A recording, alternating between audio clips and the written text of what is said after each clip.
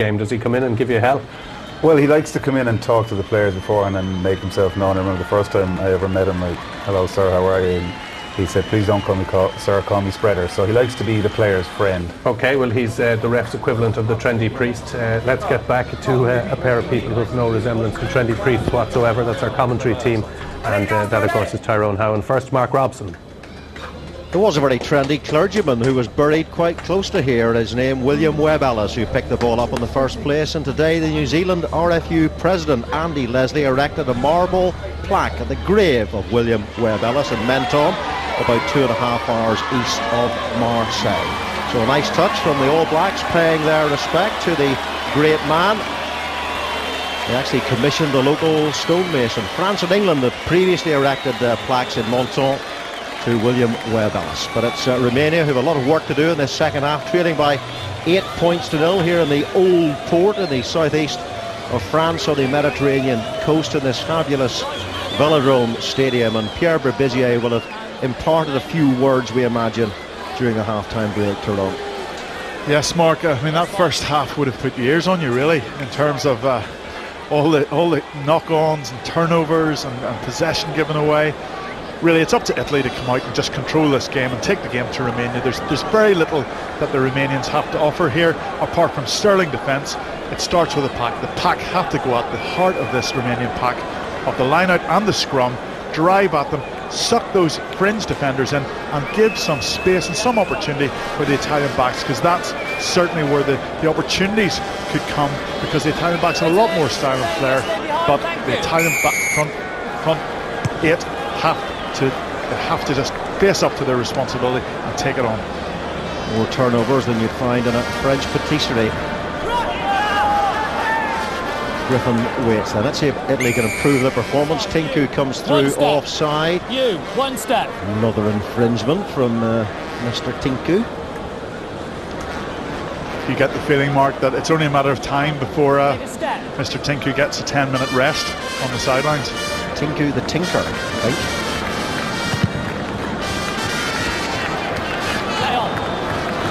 On to the referee, and he can run as well, Jimmy Crass. Big strong man, Sirbu Tonita. I told you to watch him in terms of his ball carrying ability. Stay on. Seems to have taken a knock though. Here's Sirbu, and usually it goes to forward. Yes, yet again it's suck all this time. Head off from the backs when they get the ball. They'll head back towards the safety of the forwards. Stay there. Stay. Only got one real strike runner in that back line, and that's Rezioanu on the left wing.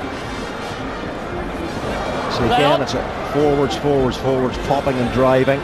Away. They have a very limited game plan. That's Sirbu in behind the Italian defence. That has worked out very well indeed, and on the pitch now is Ezio Gallon, wearing 21. He made his debut against Ireland.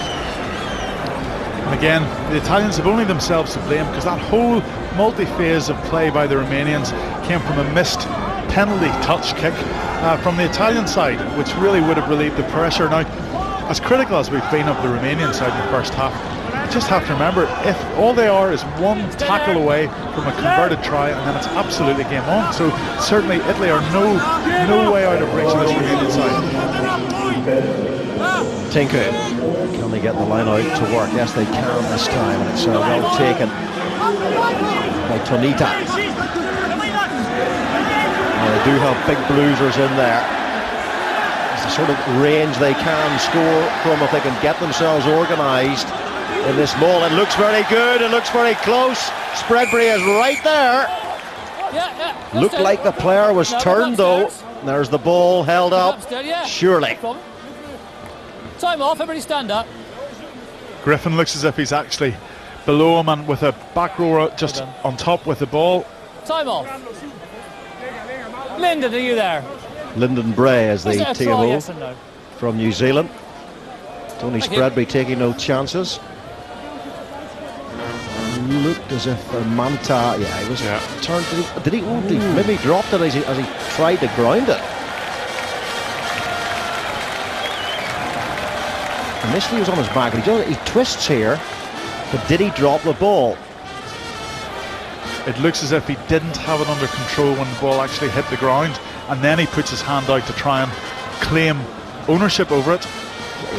Yeah, I think you're right, Tyrone. He's dropped that, then he's grounded it. So that would be no try if Mr. Bray agrees.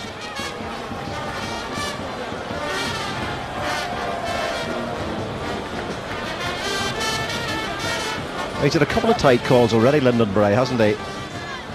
With the one in the first half, with Festuccia just touching a whitewash. Thank you very much. So can I award it now?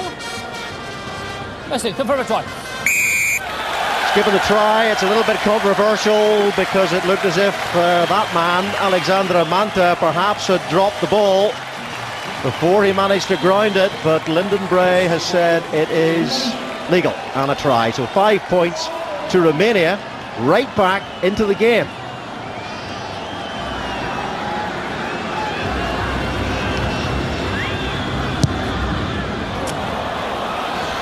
There has not been an exhibition of goal kicking today from the two number 15s, that's for sure.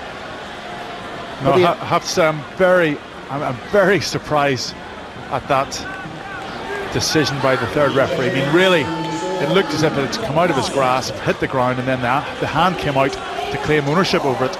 I think that's a bad decision, I have to say. But in a strange way, it might be the best thing ever happens this game, because it'll actually spark the Italians, hopefully, into a little bit of life. As they say in soccer, this match needs a goal, and we've had one. 8 points to 5. He's in the 22, he's in the 22. Breziano playing at scrum half. And good clearing kick again by Dumitras, who's very good inside his 22, finding touch and gaining yardage. But the Italians will have earmarked this match as a 4-pointer, as a bonus point win. And they're a long, long way from that at the moment. Which of course is all good news for Scotland. Italy. I think really, from an Italian point of view, collecting bonus points is less important than actually, the victory against Scotland. If they beat Scotland, it's an all or nothing match. Whether they get a bonus point here is almost irrelevant, and I think probably is affecting the concentration and effort level in terms of trying to execute possession of territory into. From Demoff comes in off the right foot, back into the pack, and a penalty against the Italians here. The thing is, though, Mark, with that sort of mentality, if you do come in with that, it can very much play into the opposition's hands, and sheer self-belief and guts and determination can take you a long way. And as the Romanians are showing, the longer they stay in this game, the more they're making it difficult. And this is very much a banana skin match for the Italians. And if they don't pick up their effort, they may not have a chance to go through in that Scotland match. It could come to the case where when they play Scotland, if they win this match by whatever score, play Scotland in St Etienne, and they would have to beat Scotland and score 4 tries to go through, whereas the Scots may only have to win this match if they beat Romania and score manage a bonus point. It's all in the melting pot, and it's all conjecture. It's also a case of trying to build momentum and trying to build confidence as you go into that crunch match. Now, certainly they got off to the worst possible start against New Zealand. They would have written that match off anyway, but certainly in terms of damage limitation, it was a failure. And this match, with a very, very poor performance, it's very difficult to just suddenly put a top-notch performance out of the bag.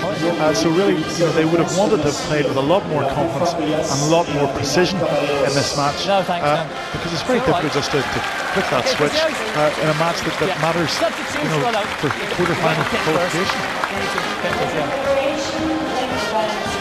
Well, we've seen it quite a lot of the tournament so far. Ireland against Namibia. Ireland got off to a good start, scoring their tries early, and then it all went horribly wrong. It took Argentina a long time last night to break down the Georgians. England against the USA, Canada getting 3 tries to 0 ahead of the Welsh. And it's also why it's so important for Ireland to have a positive performance in the next match. They need to get their confidence back up again, because they've got 2 enormous matches against France and Argentina after that. Dumitras waiting for his first success. They know they can hit the ball a long way, but there's about 15 metres left this time. I think it's safe to say I made the right decision by not having Dimitras in my dream team this evening, Mark.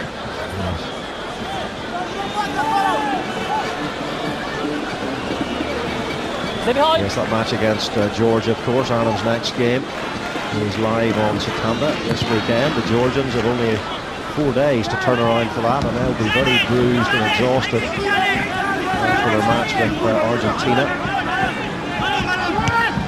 Sirbu. Paul Griffin is back there. Blue, wait 7, onside.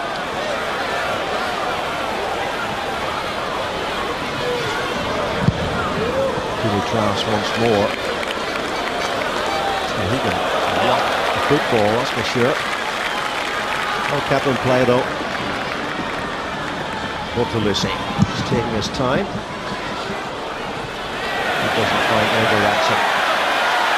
Tanita, bang, into Bortolucci. Loves that, Tanita, loves the physicality of the game. Again, using the back row, Manta, the ball carrier this time. Dianu coming in as well. So the back row working very much as a triumvirate there. That was Gal coming in, and Romania are really in this game now. It's Ferku who had that dodgy start. Now Tinku is through! And Tinku scores the try. A second score for Romania. And we could be on for a big shock here tonight in Marseille. Romania on a roll, on a rumble. Absolutely extraordinary, Mark. Extraordinary stuff. And Romania have just come out, and rather than Italy taking the game to them, Romania have come out and just run at them, and Italy have given them the opportunity time and time again. Again, the whole phases and the whole try coming from a missed touch from Bortolucci. It handed possession back. Tanati just took it straight into the heart of the Italian defence, and the speculative kick over, and they've just taken their half chances, and you have to say fair play to the Romanians, because Italy have not come out and produced, certainly after the first 10 minutes of this match. Well, the way they're playing at the moment, there'll be no telegram of congratulations from the Vatican at the end of this one. Tinku, who's been a serial offender in this game so far, gets a try. The follow-up from the dodgy score from Manta. There's a huge medical team on the pitch there, so some concern on this near side. The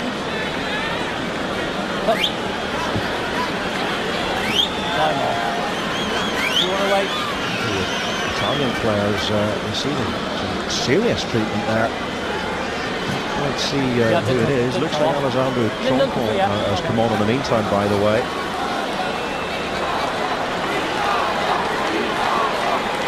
Confirm that for you in a few minutes. Romania leading now by 10 points to 8. And Marius Tinku scores his 11th try for his country. Good return for hooker. Most of their tries do come through their forwards. And it's Paul Griffin who's down injured. And that's the worst possible sight that you can see on a rugby pitch, Mark. There's a full medical team there, and obviously they're very worried about some form of serious injury, and we just hope that it's not too bad. But really, you see just a forearm or an elbow straight to the temple, and that looks like just a straight knockout or concussion or something like that, but he went down like a sack of potatoes. It hit him flush on the side of the forehead, and that's it goes without saying, I think that's the end of Paul Griffin's evening. Well, if he's been knocked out, it's could be the end of his World Cup, because he'll have to serve 3 weeks for concussion at the very least. And the replacement's about to come on. Let's see it again. Griffin just absolutely crunched in the side of the head there by Kasper Gal. It was a completely accidental collision here. There's no intent that I could see. The ball bobbling around precariously, and both players attempting to go for it. Meantime, Italy bring on the replacements, and I think that was Vosserai standing on the touchline, number 19, the Fijian, who is a tremendously good ball carrier. When he came on against New Zealand, he was the only forward really who looked in any way effective against the All Blacks. Well, certainly the only mitigating factor that you could say about the Italians is that they have had a game 4 days ago, and certainly, you know, despite the fact that they spent quite a lot of time underneath their own posts, given the huge scoreline, you know, there is a physical effect on that, and certainly the World Cup schedule works against certain teams and works for other teams. New Zealand have a week off before their second